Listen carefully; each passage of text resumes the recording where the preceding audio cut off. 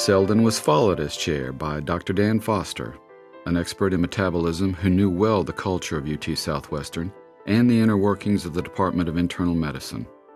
In fact, Foster had graduated from UT Southwestern in 1955, first in his class, and had been one of the promising young students encouraged by Selden to pursue advanced training in the hopes that they would return to become a faculty member. The only time I was away was when I went to do fellowship at the National Institutes of Health. And I really wasn't planning to come back here. But in the meantime, Selden was firing off these letters, to come back. But I finally decided to come back here.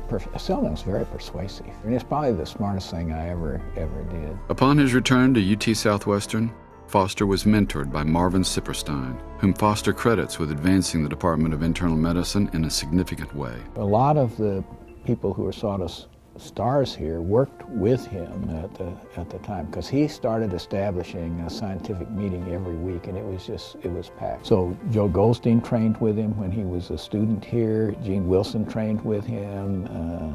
I trained with him. Mike Brown came here and did his gastroenterology training with him. He was no doubt the most important person on the campus about bringing us into the future of a science-based medicine. By 1987, Foster had been on the UT Southwestern faculty for 25 years, building a distinguished career that would ultimately see him elected to the Institute of Medicine. He was happy working in the lab as a physician scientist. His career path would change, however, after a visit from two notable UT Southwestern colleagues. One Saturday morning, Joe Goldstein and Mike Brown, who were close friends, basically insisted that I be the chairman of medicine to follow Selden. I didn't have a chance to talk to the dean or anybody else, and they said, you just have to say yes. I wanted to work in the lab and be a physician scientist, But when Goldstein told me that I had a duty to do this, I said I did. And I ended up loving it. The transition from Selden to Foster was a smooth one, according to the former pupil, now turned master. Selden was wonderful to me. He said, if you have any questions and you ask me, and I know the answer, I'll try to tell you. And if there's something you want me to do, I will do it.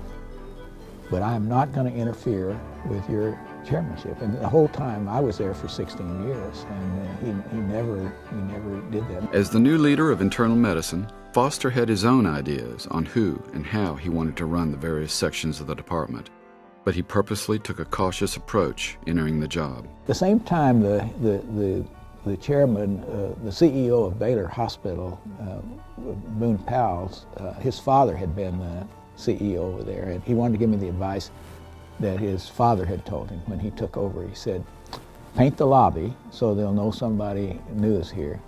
Add a few parking places to the doctor's lot, and then don't do anything for 6 months. And that's sort of the thing that I sort of did. I didn't rush to do that. Foster would make changes, bringing in a number of new subspecialty chiefs to the department. We had had the same people who had been the head of the subspecialty groups for a long time.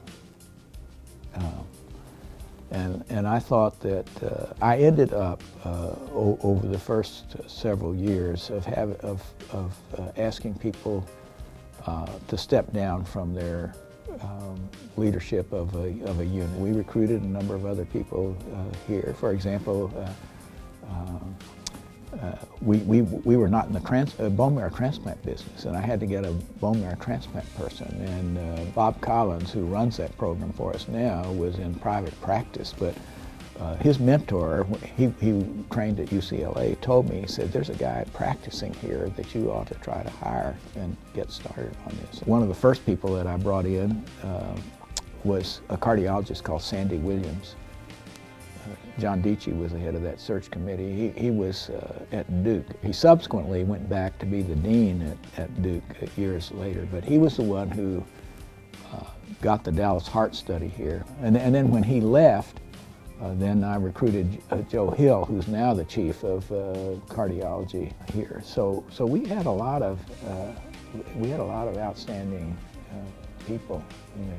The Dallas Heart Study, awarded to UT Southwestern in 1999, would be one of the more significant events of Foster's tenure as chair of internal medicine. The groundbreaking cardiovascular study, the largest ever performed in North Texas, initially featured more than 6,000 participants, and to date has yielded several major discoveries and the publication of more than 80 papers. The Reynolds Foundation, they were going to have a competition for a 10-year grant, and they had 5 finalists, and so Sandy Williams and Helen Hobbs, and at the end there was Harvard, Hopkins, Stanford, and one other, I think it was Duke, and us.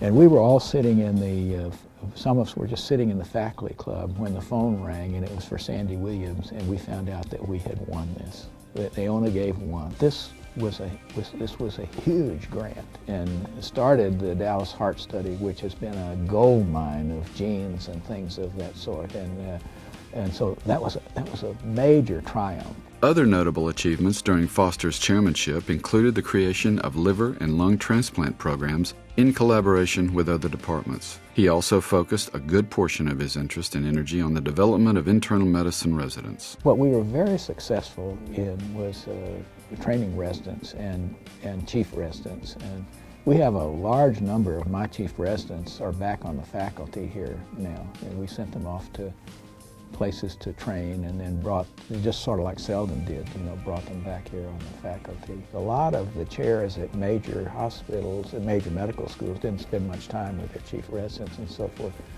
But I did morning report 4 days a week. I still get emails, and they all say that the best time that they ever had was when they were here as house officers. In 2003, Foster retired from his position as chair of the department, though he still remains active at UT Southwestern, teaching and as headmaster of the academic colleges. The average life expectancy of the chair of medicine in this country is 4 years. So I did 4 times that. Now, that is not anything like 37 years, like Selden did, but 16 years is a long time. I think I could have continued like Selden for another 10 years and so forth, and I think it would have been successful. But on the other hand, I think sometimes you stay too long, And so, I taught them all the things that I knew.